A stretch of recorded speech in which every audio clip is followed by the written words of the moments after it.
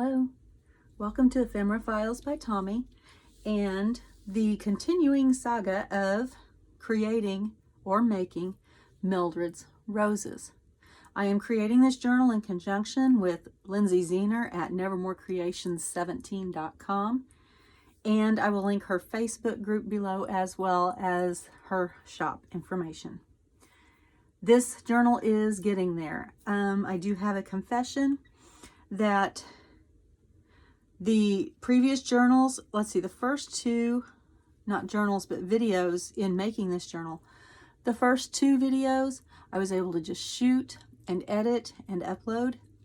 And then I was getting so close to the due date that I needed to ship this by, that I just shot video in order to hopefully get it done in time to mail out, and then I could just load the videos. That didn't work. I did not get it finished in time to ship it, and my world imploded, went crazy, total chaos, and I was so thankful that I had shot all those videos, because then I was able to edit and upload and edit and upload. And now I am all caught up. In this video, I'm just going to work on edging some of those pages that I left split, not glued together when we were putting the signatures together, because I said I was going to put ruffles or edging or do something different with them because they were pages that were glued together. Thankfully, there's only a few, so I don't have to split it into 3 videos like I had to on another thing. And I did go ahead and get the things together, all the items that I would need in order to create these page edgings that I want to add. The very first one is the front cover of the signature. And you can see right here that I left it open. I left it way open because I had no idea what I was going to do.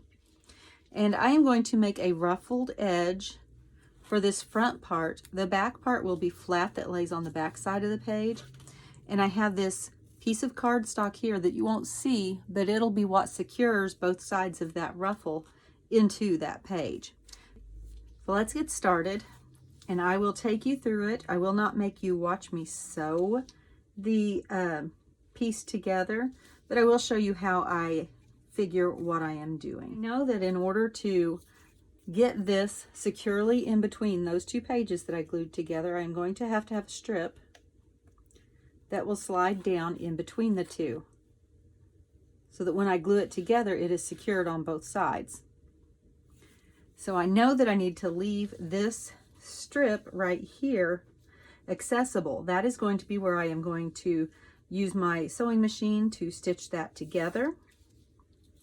I wanted to use some of the book page from the book. This is going to be on the back side, and this is the back side of that double page right there. And I don't want to cover up too many of the lines. This page from the book is going to be on the edge of that page, and I am going to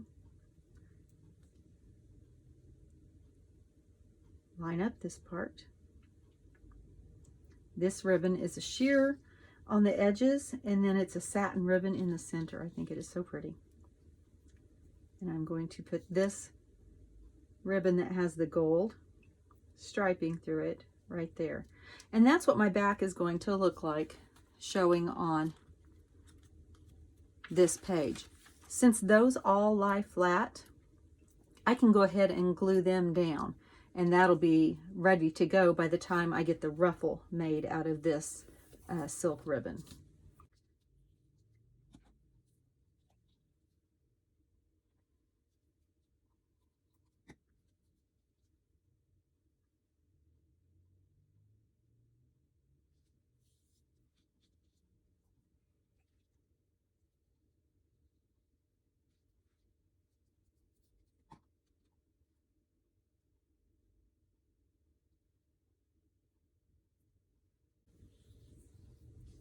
There we go. And the back part of the ruffle is ready. We're going to set it to the side so it can dry.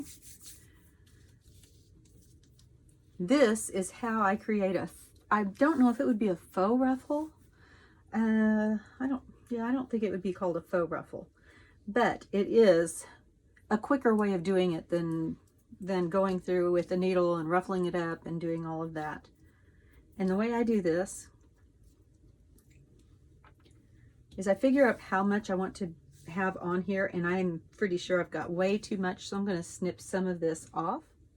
And I'm going to put this with my collage things because I know that I can use that little strip. First, I'm going to just put a little dot in the center. I'm pretty sure you can't see that, but you can see where I'm putting the glue right there. And I'm going to put the center of the strip on that dot because I want part of this ruffle to kind of come out of the page. All right. Now, the next thing I do is I go to each end and I put a dot of glue. And then I stick the end down into that glue. I don't glue in between because this is how I'm creating this faux ruffle. Now down here I have the swallowtail or whatever kind of cut you want to call it. And I am not going to put that on the edge. I am actually going to come up just a little bit from there. I'm going to put my dot of glue onto that center stabilizing, page. I'm going to put right about the center there. Glue can fix pretty much anything in a junk journal. Now, under this hump here, I'm going to put another glue dot, and I'm going to get my pokey tool here. I'm going to take the center of the ribbon, and I'm going to stick that, stick that center down into that glue dot. See how that makes it bump up? This isn't going to be a ruffly ruffle. It's going to be a fairly flattish ruffle because I've already got such a fat journal that I don't need to add any more bulk than I absolutely have to or already have added. And so I'm going to use my pokey tool to kind of hold that down just a little bit. Fabri-Tac glues or sets pretty quickly. And so I'm just going to keep doing that. Put a dot of glue. Use my tool. If you don't have a pokey tool like this, you can use a bone folder. You can use your finger. I just find it's easier with the long skinny tool to hold that glue down. And then I just keep doing that until most of the ribbon or fabric or whatever you're using is pretty well in contact with the paper. And I don't have to worry about the glue showing through on this ribbon because I'm going to be putting another layer of lace on top of it that will cover up where that shows. And it takes a little bit of finagling, it takes a little bit of practice on doing this faux ruffle. But once you get the hang of it, it is a very helpful technique. Now, since I am going to need that to be just a little bit drier, I'm going to go on to the next part where this is going to be on here. And I want it to aim toward the inside part of the page. And I'm going to be stitching through this row of flowers. Here, let me make sure that I've got it right side up. Yes. You see the row of flowers right there.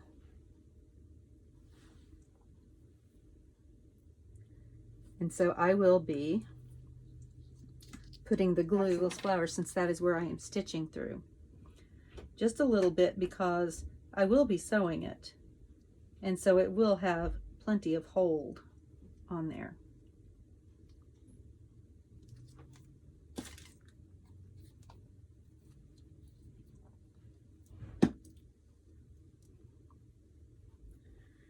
All right. Whoops. I don't need to get my whole body in the frame to do that, I hope. All right. Now, this is, I don't know how other people do it. This is how I get that to line up, is I take my ruler and I just push down where the glue is and I hold it for just a few seconds because that helps to secure all the parts and pieces down in a line on that paper. And it also kind of gives me a guideline for when I am stitching through all these layers on my sewing machine.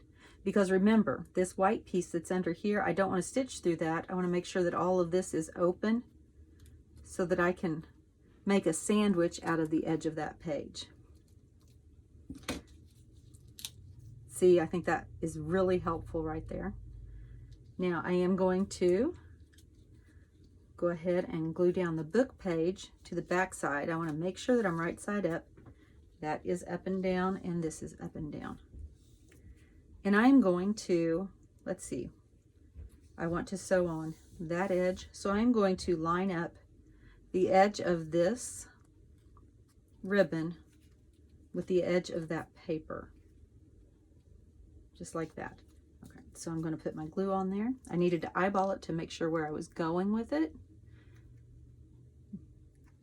Get the globbies off my glue bottle. All right, and see, I have the ribbon here sticking out and here sticking out, so I can kind of see where my glue needs to go. Once again, it doesn't have to be perfect, but it does help if you've got it fairly straight. And now I'm going to line this up right here, just past the edge of that page.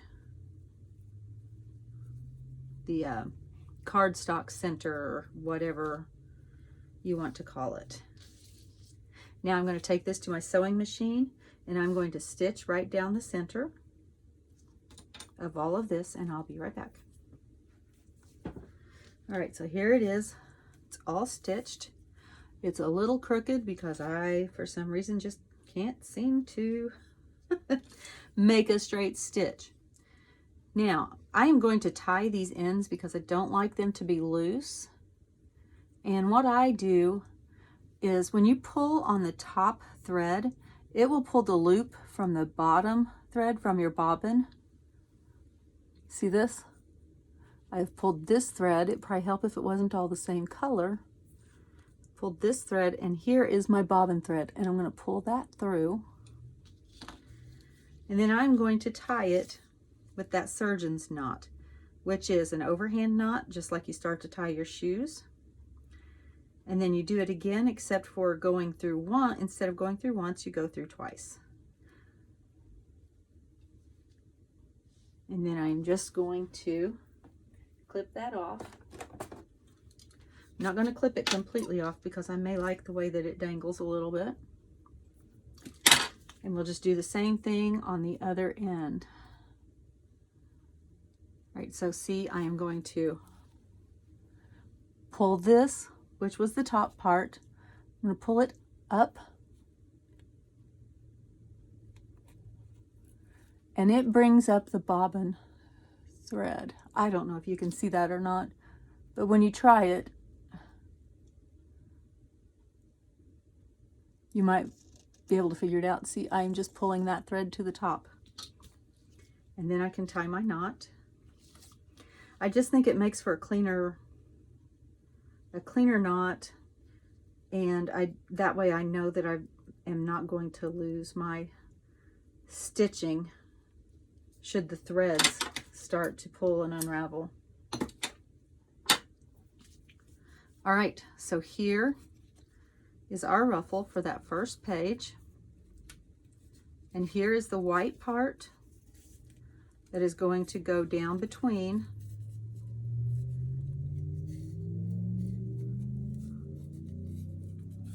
the edges.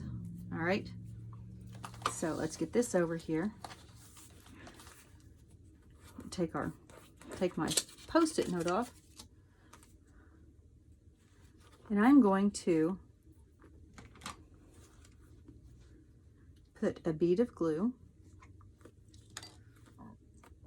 right down the center here, or not the center, down in the in-between of the two pages.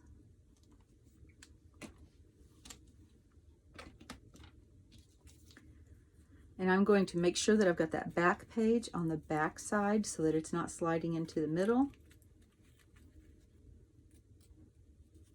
This is tricky.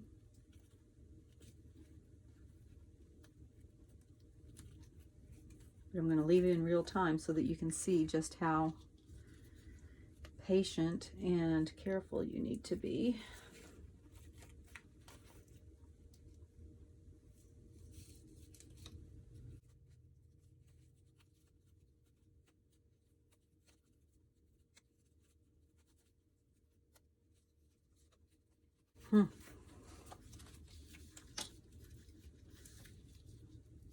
Oh, I had a piece of ruffle that glued down. That's part of the problem.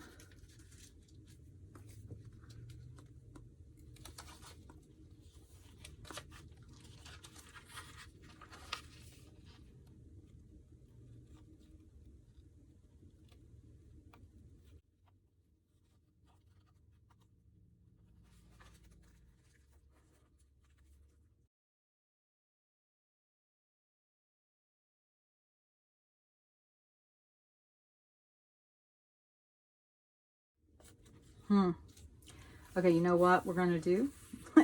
We're going to pretend I didn't plan to do it that way, that I planned to do it this way all along. And maybe someday I'll make a video where it's easier to figure out what I'm talking about. I think that my centerpiece, that cardstock in the middle, I think that it needed to be just a bit longer for that to work. I think it was just too short and I couldn't get it to reach in. So what we'll do instead, and I'm leaving this in the video, I normally wouldn't, but I'm going to. And so what we'll do instead is I will put a bead of glue down the back of this, and I will just glue that part to the back of the page, and the ruffle will overflow onto the, or flow over onto the front. So here we go.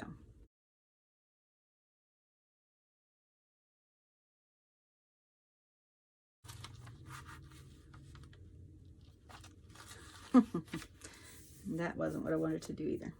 All right. So I'm just going to hold the ruffle up.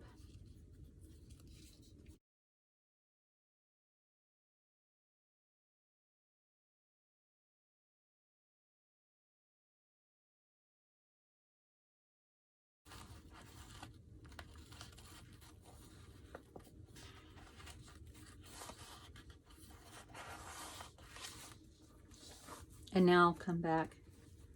I don't think I need to. I was going to come back and do some glue there, but I think that it's going to work just like that. I have these pockets that I made from the business cards. I have these vellum journaling spaces that have this sheer ruffle at the top, and I want to kind of echo that down here at the bottom in this open area. So I am going to take my needle and thread, and for this one I am going to make a traditional ruffle, and I'm going to make it approximately the same length. I may just go from here to here since that's the bottom of the business card. And I simply go in and out. This is called a running stitch or a basting stitch. I think it's called a basting stitch when I'm doing it like this, when I'm not necessarily making all of my ins and outs equidistant and they are large. I've already tied a knot in the end of my thread so that it doesn't just pull off. And so I'm going to take it down there toward the end. Now, I don't want this tight little ruffle here. I want it to be looser and to be approximately right there. So that works. So I'm going to go ahead and pull it down to the knot. And then gently ruffle that back up until it's about the place where I wanted it to be lengthwise, which I want it to be right there. And so I'm going to tie a knot in this end.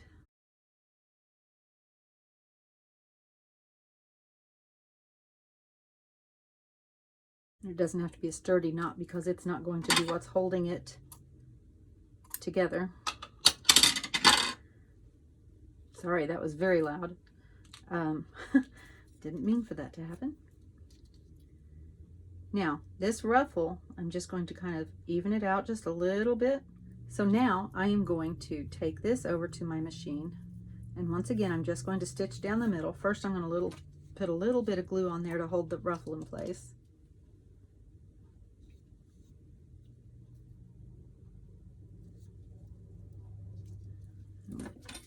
Do the ruler trick again to make sure I've got good contact with the glue all the way down that line.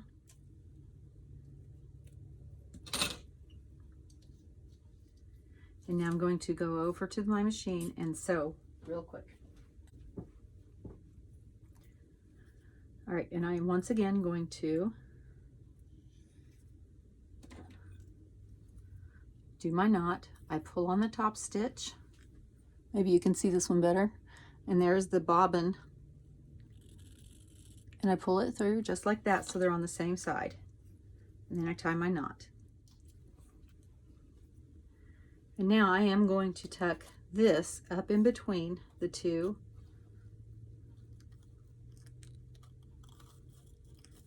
sheets, just like that.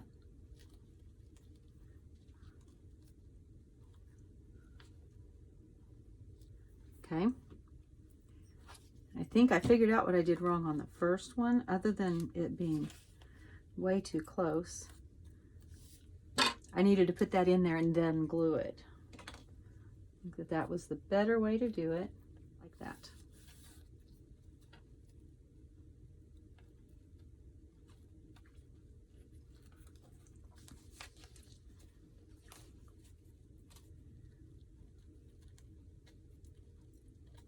And we'll do the same thing on this side.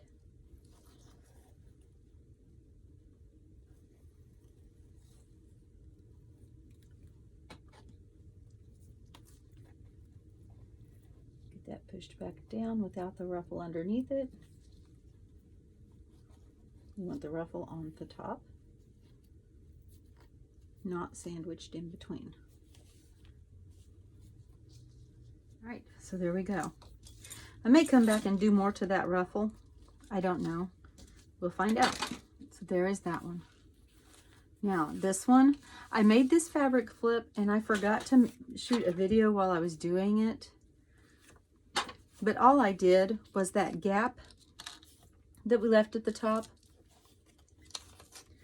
I simply tucked some of the fabric, some of this rose fabric in between and glued it to make a fabric flip.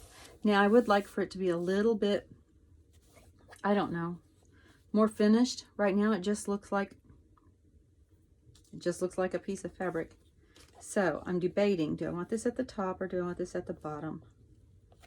I think if I put it at the bottom, it'll help weight it down just a little bit more. So that's what I'll do. And I'm going to put the sheer one down first, and I'm going to put it up just a little bit from the edge. That way when I put the other one down, it doesn't hide all of the sheer, but they also layer up nicely together. And my glue's not coming out, of course.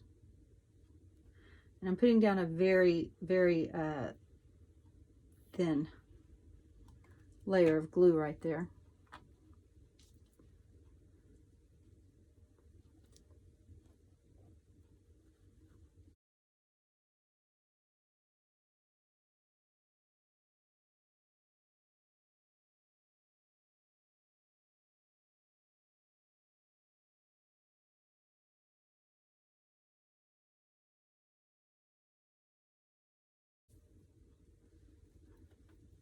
And I'm just going to cut off the overhang over here.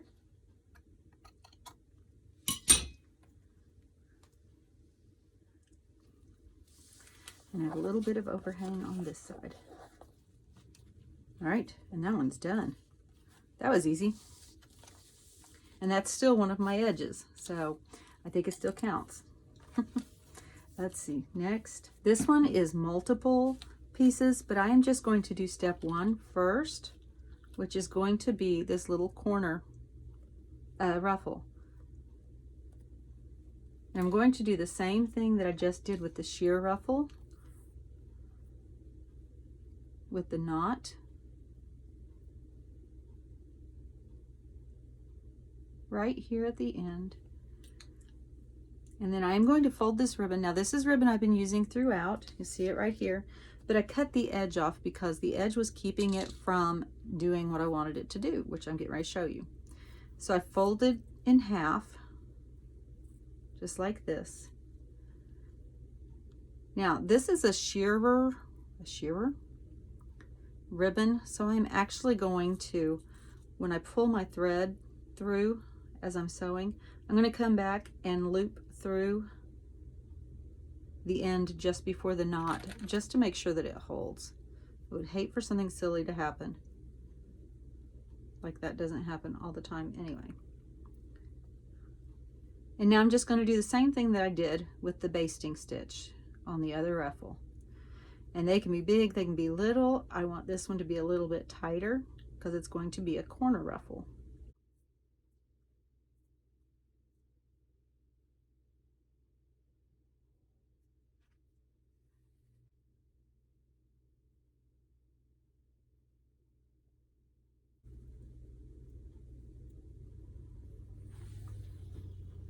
Okay, there we go.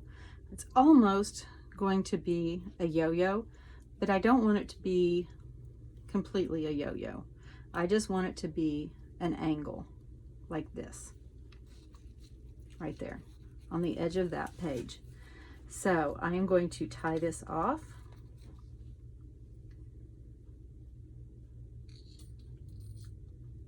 Just like I did at the beginning. I'm going to take a stitch. And then as I come down, I am going to go through that loop that's left. Doesn't have to be a hearty knot because it's going to just be glued down on this page anyway. Let's see. I also have this put on there so I don't forget that it goes, but that's for a later video.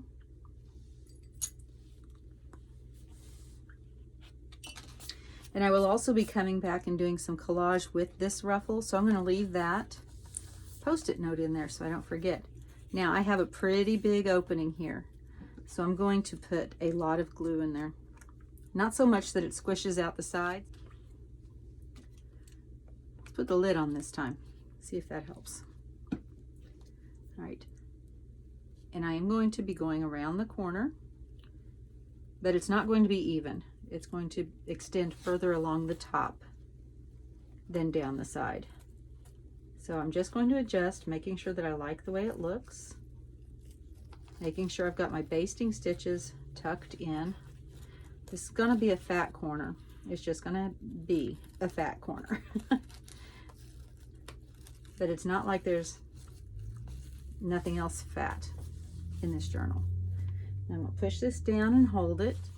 All right, so I'm going to come back and put the glue on this top edge here of the paper that didn't get hit with glue. I'm going to hold that down for a little bit, and then I'm going to get I need my big ones to come out so that they get past that ruffle. I say big, they're still mini. They're just bigger than the other ones.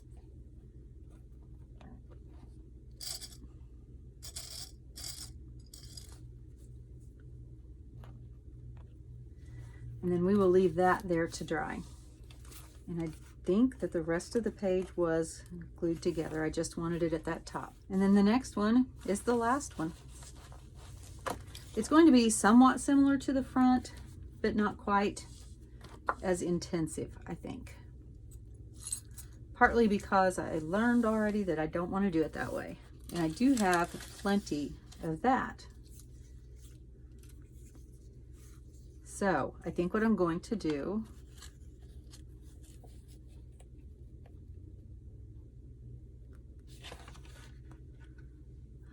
I'm going to go ahead and just do the front on this strip, tuck it in, and then glue the back pieces on.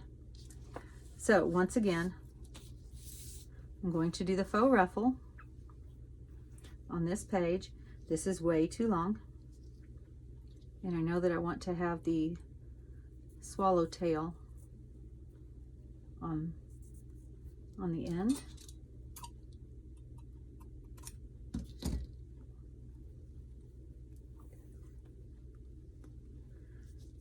That actually makes it right about the right length. Not sure how that happened, but sometimes it does. Okay, glue.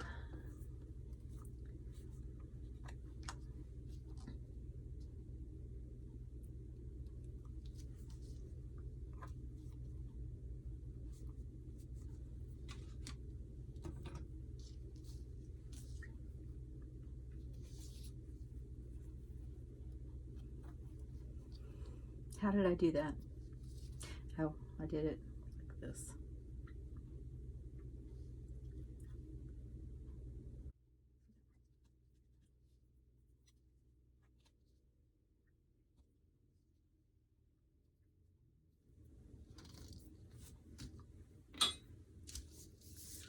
All right, this is a little bit different lace. So I'm going to put than what we used in the front. So I'm going to put my bead of glue right along that one solid piece.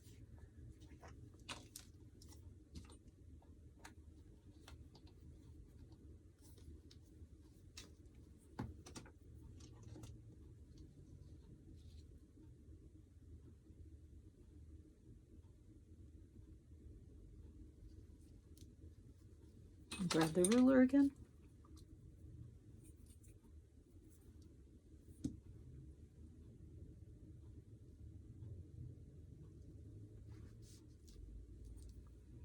All right. And there is the front of the ruffle. I'm going to go stitch this down.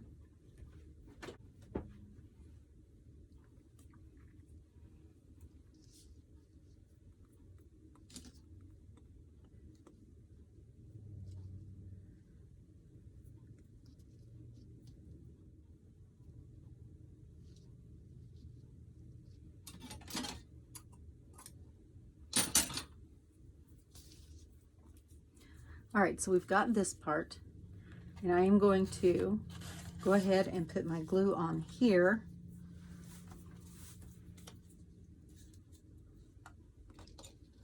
On this inside part.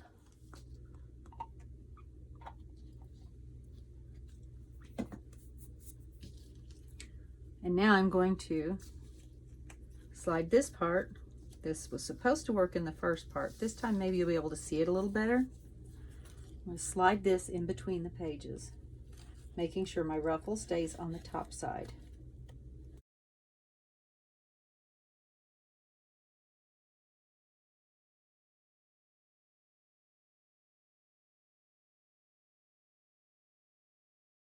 But it will eventually cooperate. It will submit to your will.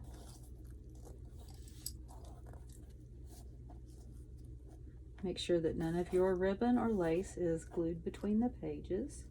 Just pull it out. And there. And I didn't have to sew it in after it was in the book. If I had been thinking about it and planning ahead on that, I would have sewn this before putting it in the signature. But I hadn't thought ahead that far, so that's my bad.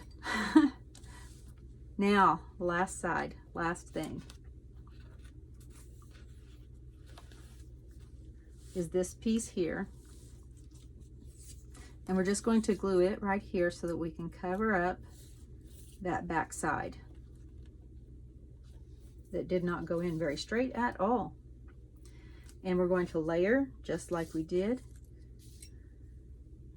If you're using a book that has words, make sure that your words either are absolutely not going to be seen, or make sure that they don't have anything that you don't want to be seen.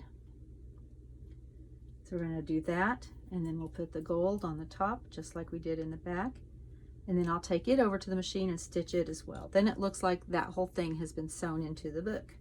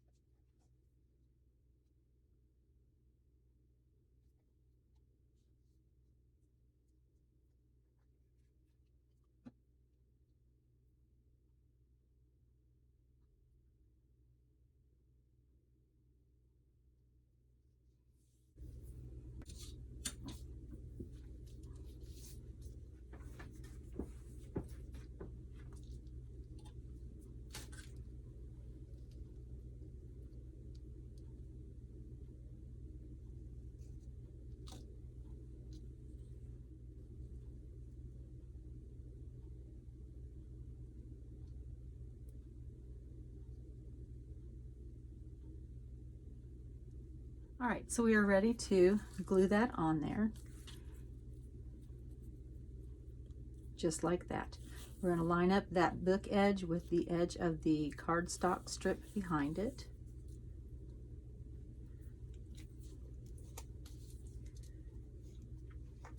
And since it's going to be sticking to the cardstock strip and this page, I'm going to put glue down both sides just to make sure that I've got good contact and that it sticks well.